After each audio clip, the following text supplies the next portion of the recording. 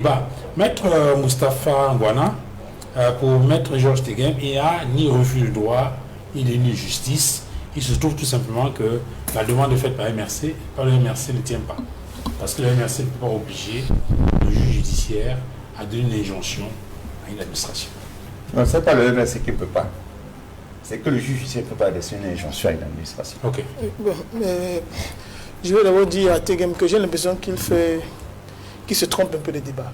Parce que je me rappelle bien que lorsqu'il introduisait son recours à l'époque, je lui avais communiqué la jurisprudence Sigoko Fossi Abraham contre l'État du Cameroun, où la Cour suprême disait clairement que la nature juridique d'une décision ne dépend pas de la juridiction qu'il a rendue, mais des éléments intrinsèques propres à la dite juridiction.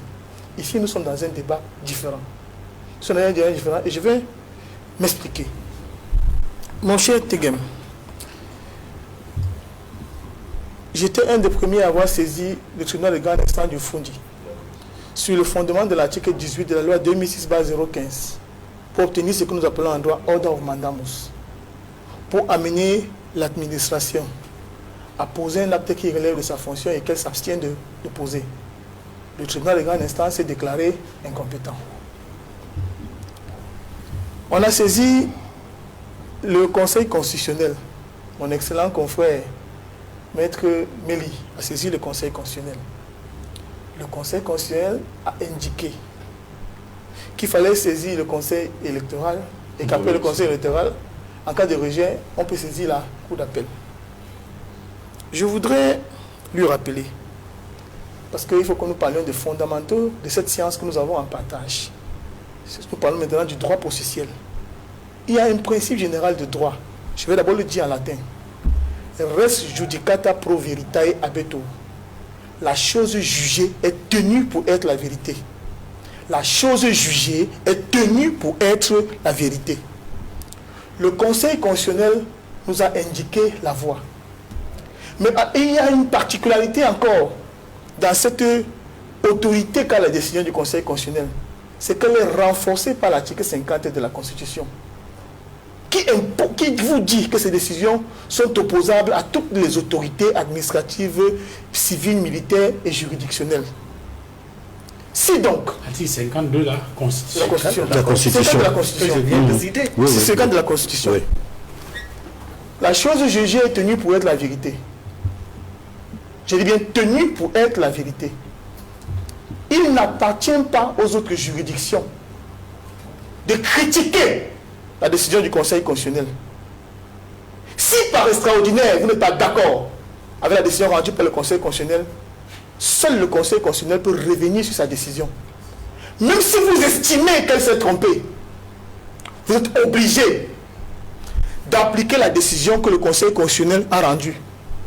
Vous imaginez un peu que si on dit que, ça dit que l'immeuble sur lequel je suis installé, par exemple, ne m'appartient pas. Vous croyez que s'il y a une décision qui a été rendue et qu'elle est définitive, le seul fait de m'y opposer va enlever la décision, sa valeur juridique? Non. Res judicata pro veritae habetur Georges. La chose est tenue pour être la vérité. J'ai entendu des gens faire le débat dire que non, que cette considération, cette considérant la décision du Conseil constitutionnel était dans les motifs et non dans le dispositif. Mais il y a ce qu'on appelle en droit les motifs décisoires. Et cette question se pose parce qu'on est en droit francophone. Et il y a ce que nous apprenons, on dit obiter dictum. Parce que c'est également le droit.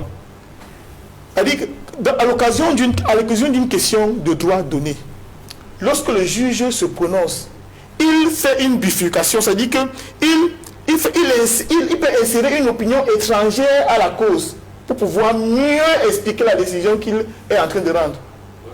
L'obiter dictum s'oppose à ce qu'on appelle en droit le ratio decidendi, les raisons de la décision. Parce qu'il ne faudrait pas que les gens s'envolent. Ici, le Conseil constitutionnel a indiqué de quel côté il fallait se poser. De plus fort, on n'est pas en train de faire une injonction à Elekam. On demande à Elekam de respecter la loi. Et en l'occurrence, la loi lui impartit un délai pour pouvoir se prononcer. Elekam ne s'est pas prononcé. Nous avons saisi les juridictions qui étaient possibles de saisir. On a saisi le tribunal de grande instance. ils disent que le tribunal de grande instance est incompétent. On a saisi le conseil électoral, ensuite la cour d'appel. Et c'est la loi qui nous demande de saisir la cour d'appel. Et la cour d'appel dit qu'elle n'est pas compétente. Finalement, donc, sous quel cieux peut-on trouver le juge qui est compétent en cette matière? J'ai également entendu certains juristes parler de la compétence liée, qu'on devait saisir le juge administratif. Il faudrait qu'on se parle en tant que juriste. Les libertés ressortissent de la compétence du juge judiciaire. Et le législateur, en renvoyant à la cour d'appel, ne se trompait pas. Lorsque nous avons saisi le tribunal de grande instance sur le fondement de ce que les anglo-saxons appellent Order of Mandamus, ce n'était pas une erreur que nous faisions. Le contentieux électoral est un contentieux sui generis. Ces délais dérogent au droit commun. Regardez par exemple l'article 81, donc 5 jours à la cour d'appel pour se prononcer. Lorsque vous avez fini par exemple avec l'élection présidentielle, vous avez 72 heures à compter de la clôture du scrutin pour engager les recours. Le contentieux administratif classique vous impose par exemple d'introduire un recours gracieux préalable avant éventuellement de saisir par un recours contentieux la juridiction compétente. Mais la matière électorale déroge à ce principe-là. Il n'y a pas de recours gracieux préalable en cette matière. Lorsque les gens viennent au jury disent par exemple qu'il y a compétence liée, qu'on devait saisir le tribunal administratif, mais sur quoi se fonde-t-il? Le droit, les libertés individuelles ressortissent de la compétence du juge judiciaire. D'ailleurs, un exemple que je peux vous donner par exemple avec la loi 90/55 sur les manifestations publiques. Lorsque le préfet interdit, quel est le juge compétent?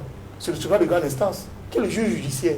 Quel est le juge traditionnel pour connaître des questions qui concernent les libertés individuelles? Donc le débat que Tegem essaie de dévoyer est un débat qui n'a pas lieu d'être. Il faut que nous restions sur les principes fondamentaux que nous avons appris et qui nous rendent et qui sont en train de mettre en perspective la volonté absolue d'Election Cameroun de ne pas respecter une obligation que la loi lui impose. Encore, lorsqu'aujourd'hui on parle, par exemple, on dit qu'on aurait piraté le site de l'ECAM. Mais lorsque nous avons engagé les recours au départ, moi je crois que j'ai mon recours, je l'ai introduit en février 2024. Ensuite, le conseil électoral a été saisi en mai. En mai 2024. En mai 2024 par mon confrère Méli qui m'a fait l'honneur de me donner une copie de sa requête. Est-ce qu'on avait piraté le site? Et qu'est-ce qui coûtait à l'ECAM de publier la liste? Il ne faudrait pas que les gens se laissent décourager par l'attitude de l'ECAM. Les gens doivent poursuivre les inscriptions sur les listes électorales. L'attitude de l'ECAM et de l'administration trahit, ça dit qu'elle est symptomatique de la peur qui a changé de camp. Les Camerounais ne doivent pas se défausser des responsabilités qui sont les leurs. Les partis politiques, les avocats vont continuer à poser les actes qui sont en train de poser aujourd'hui pour qu'on puisse mettre en perspective le moment venu les dérives qui sont celles de l'organe en charge de l'organisation des élections. Je pense à votre chemin clair, on demande pas, on est parti de faire une injonction, on demande à l'État de respecter la loi. Et je suis sûr que tu as lu l'article 26 de la Constitution. L'article 26 de la Constitution du domaine de la loi. Les libertés fondamentales sont du domaine de la loi. Et le juge, par excellence, des questions qui concernent les libertés publiques, au nombre desquelles figure le droit électoral, c'est bel et bien le juge judiciaire. Donc c'est une compétence matérielle qui incombe au juge judiciaire. Maître Georges, je vais avoir votre avis sur une question vraiment qui soit moins technique. Vraiment, on a des législateurs qui ne sont pas tous des juristes, mais qui ont une préoccupation. La loi électorale fait obligation à l'ECAM de publier la liste électorale nationale. Dans un délai, c'est le 30 décembre. Au 30 décembre, la liste n'est pas publiée.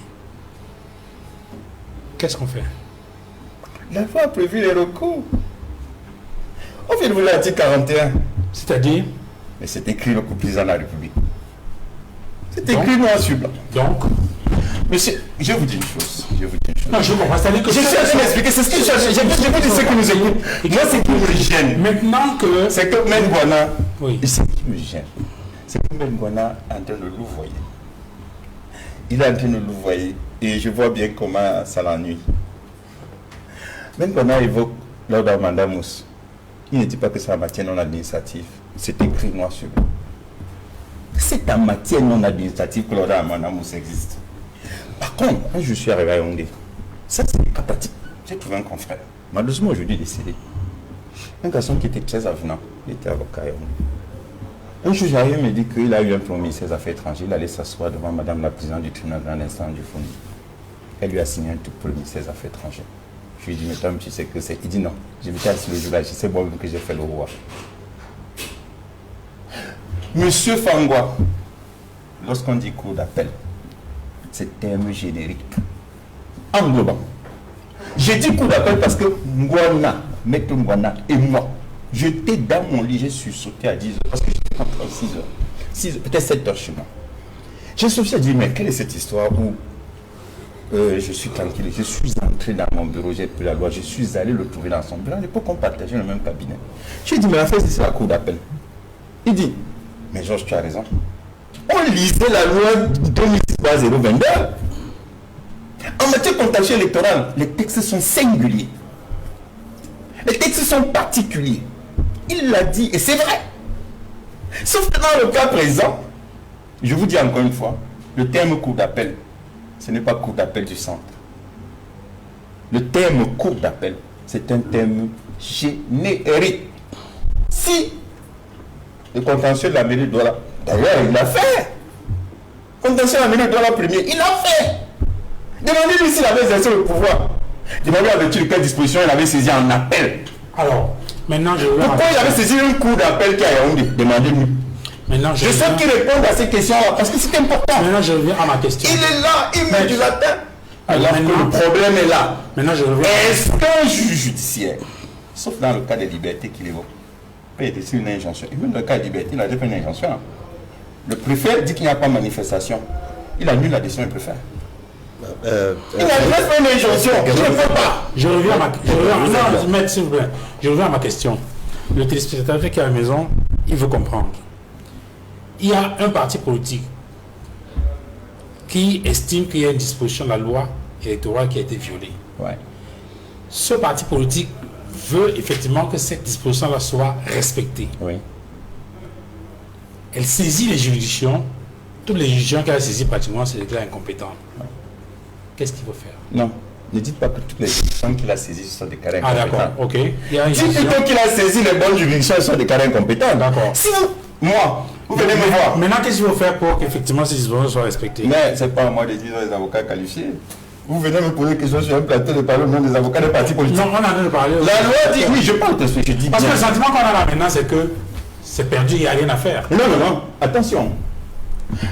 Quand un juge se déclare incompétent, je vous ai dit, je veux respecter le travail de mes confrères, de tout le monde. Moi, je suis avocat, quelqu'un vient me voir, je dis, j'ai un tribunal incompétent. Je me tais. Ils le savent. Je me tais. Est-ce qu'on parle? Tu parles ou dis quoi? C'est comme une recevabilité. Ça veut dire que moi, une fois, je suis assis dans la salle. D'ailleurs, je suis plus il m'appelle, il me dit, mais j'ai suivi une décision, on a déclaré recevable.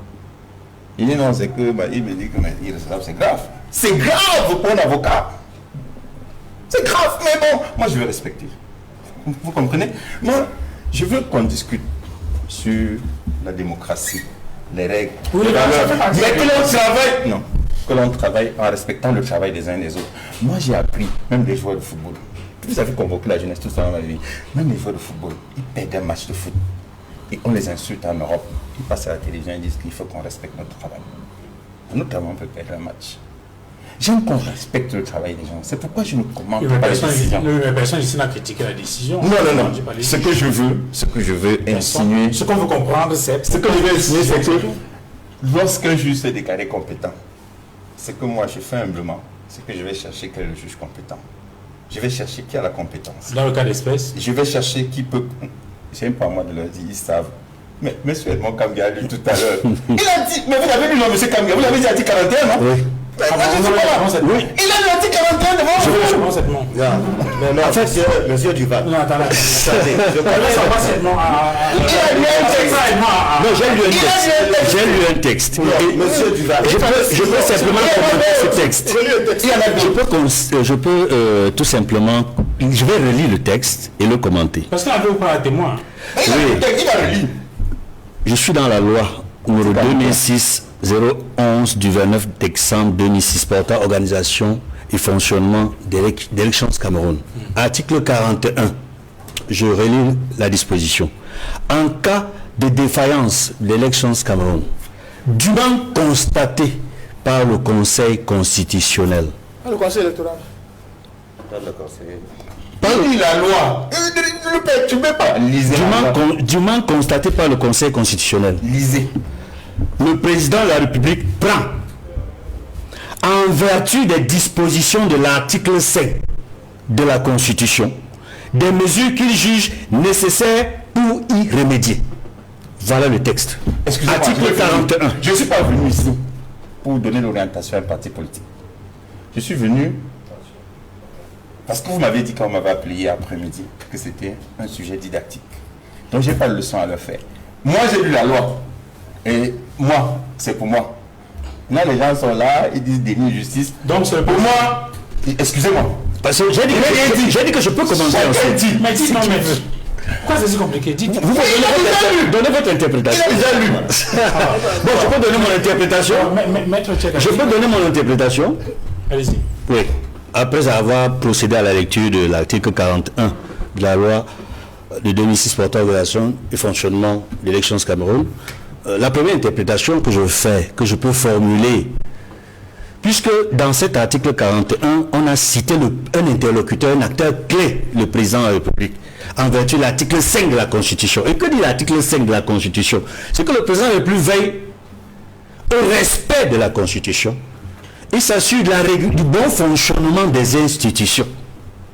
Et parmi les institutions, il y a l'ECAM, il y a le Conseil constitutionnel, il y a toutes les autres institutions. Le président de la République peut, lorsqu'il y a défaillance dans de l'ECAM, prendre des mesures qui jugent nécessaires pour y remédier. Et parmi ces mesures, il y a l'article 8.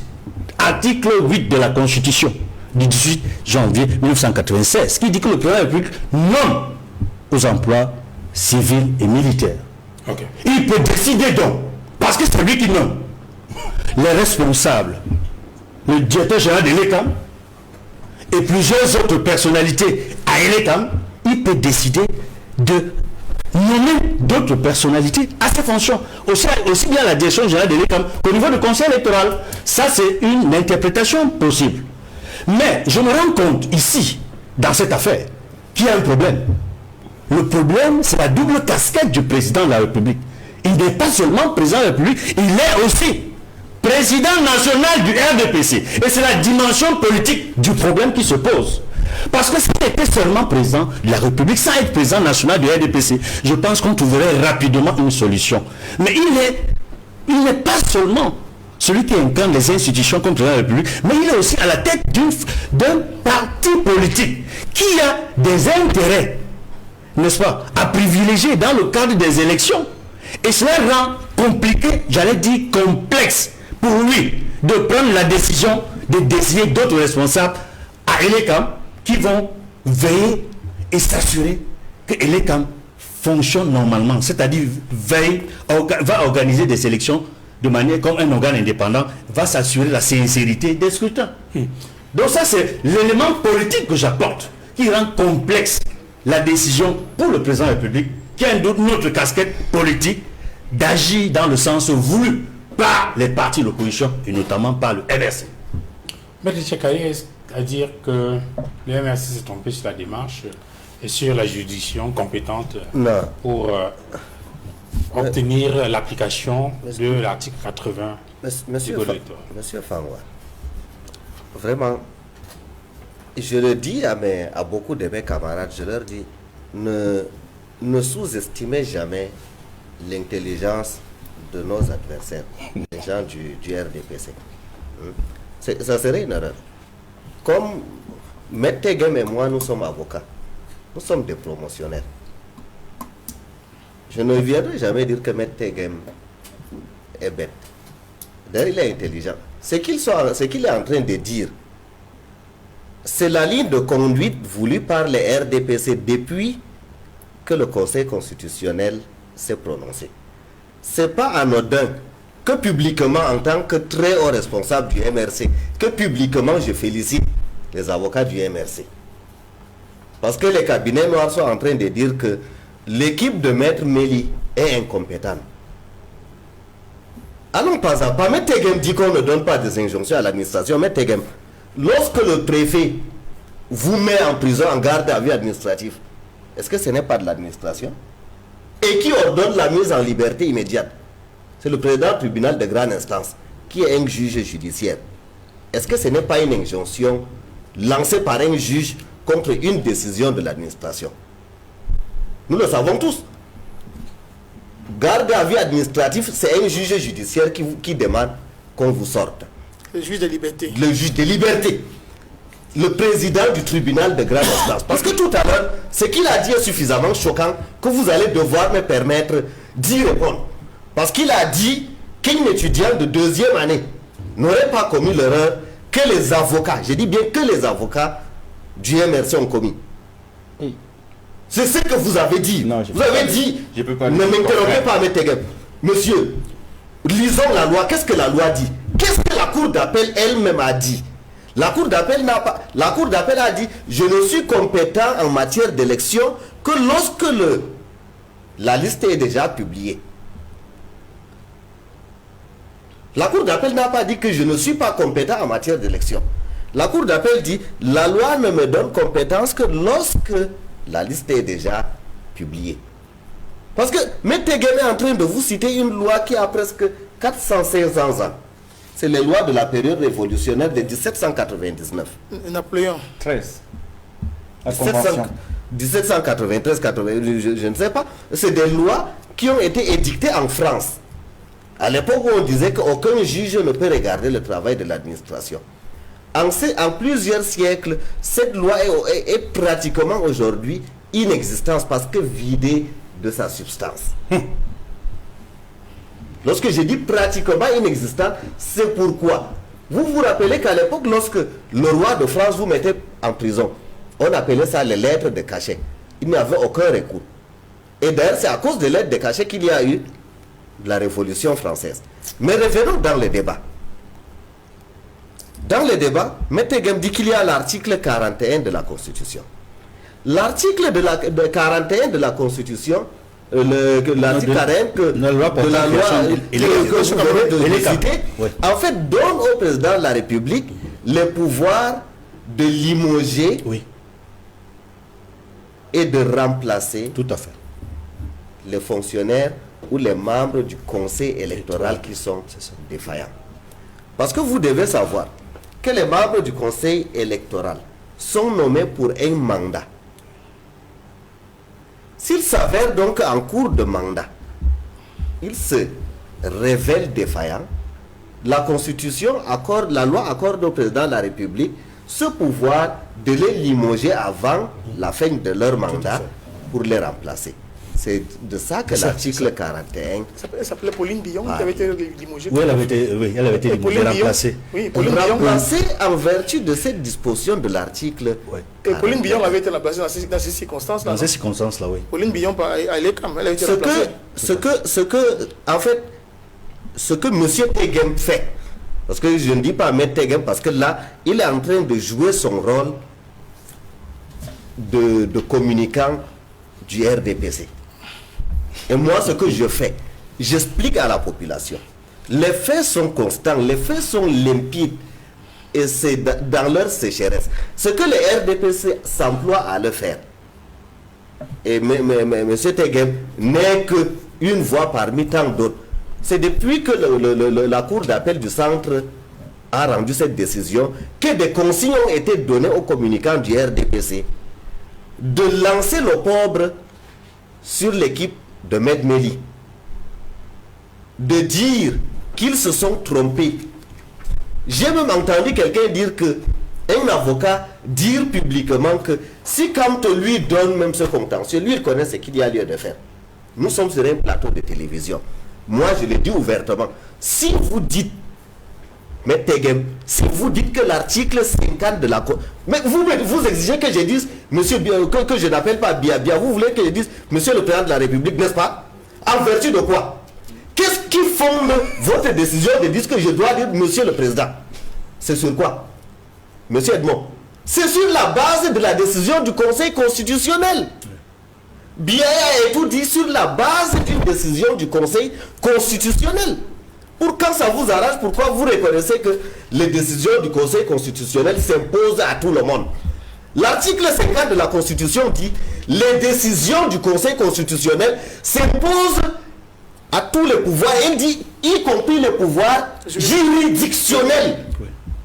Donc, notre Constitution dit que lorsque le Conseil constitutionnel prend une décision, ça s'impose à tout le monde. Ça veut dire que même si lui, Conseil constitutionnel, s'est trompé en disant que c'est la Cour d'appel du centre, la Cour d'appel est donc obligée de dire que je suis compétent parce que le Conseil constitutionnel l'a décidé.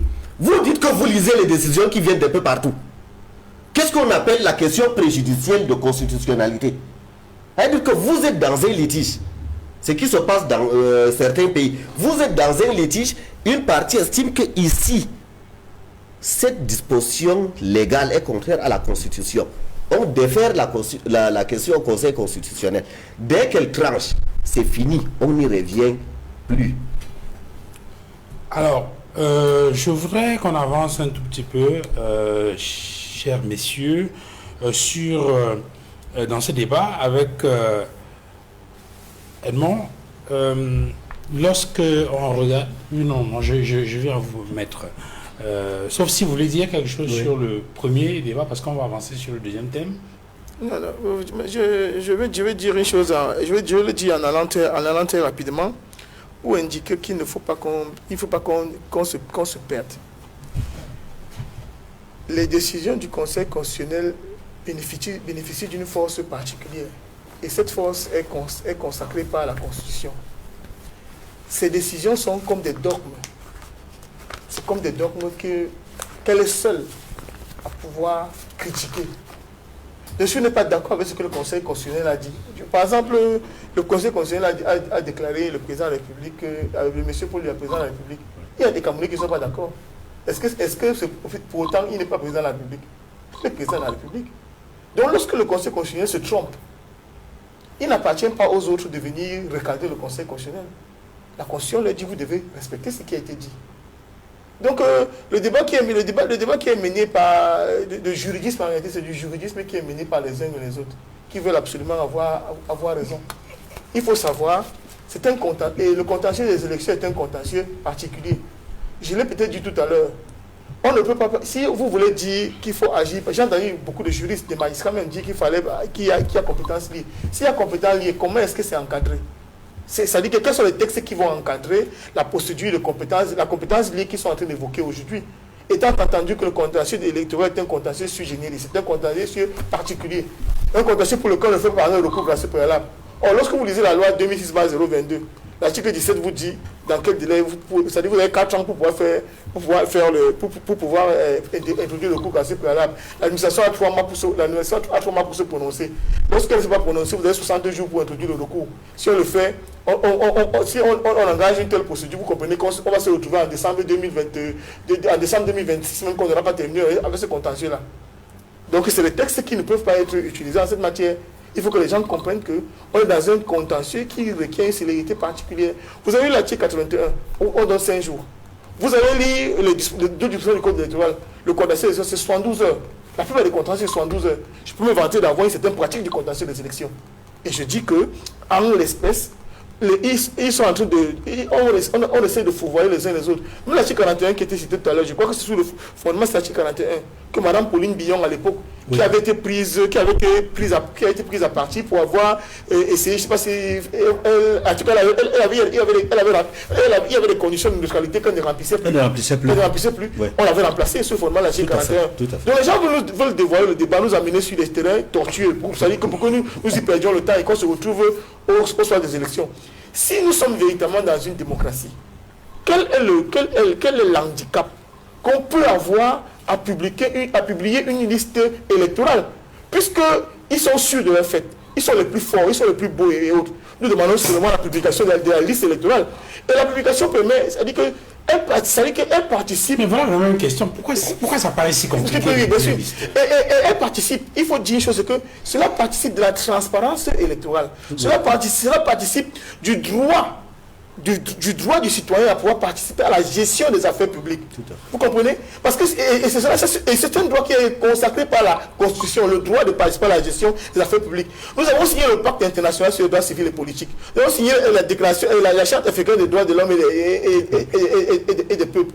Tous ces textes-là consacrent le droit que nous avons à participer à la gestion des affaires publiques. Et la participation suppose le respect des règles qui entourent la participation. Malheureusement, le copain n'a pas dit que la difficulté qu'il y a pour de publier la liste nationale, qu'elle est même sur le site même d'un parti politique, publier la liste et on voit si nous allons nous en plaindre. Puisque la loi n'a pas indiqué la manière à laquelle la publication doit être faite. Donc, qu'il nous donne la liste nationale, qui nous permettra de pouvoir contrôler de manière effective comment est-ce que les choses se déroulent. Encore, ça va passer de la facilitation pour les électeurs. Chacun peut, à travers Internet, aller regarder son nom, savoir dans quel bureau de vote il va aller et tout et tout. Donc ça facilite le processus. Et on peut facilement contrôler les doublons et tout. Puisque les gens vont utiliser le logiciel pour contrôler tout ça. Et on se dit que c'est comme si l'omerta, le flou est une recherche permanente de l'ECAM. Alors que l'ECAM est là pour assurer la transparence du processus. Pourquoi donc les conditions qui assurent la transparence gênent tant l'ECAM qui chaque fois est en train de louvoyer et utilise des subterfuges pour se défausser d'une obligation qui lui incombe? La liste nationale n'a rien à voir, les listes qui sont publiées dans chaque bureau de vote auprès des antennes communales de l'ECAM. Il faut qu'on se le dise. Et la loi, comme nous disons en droit, ubi lex non distinguit, nec nos distinguere debemus. Là, la loi n'a pas distingué. Il ne faut pas distinguer. La loi est claire. Elle dit liste nationale et elle sait très bien qu'il y a la différence des listes nationales et les listes sont publiées dans les antennes communales. Il faut qu'on nous amène, on nous amène à...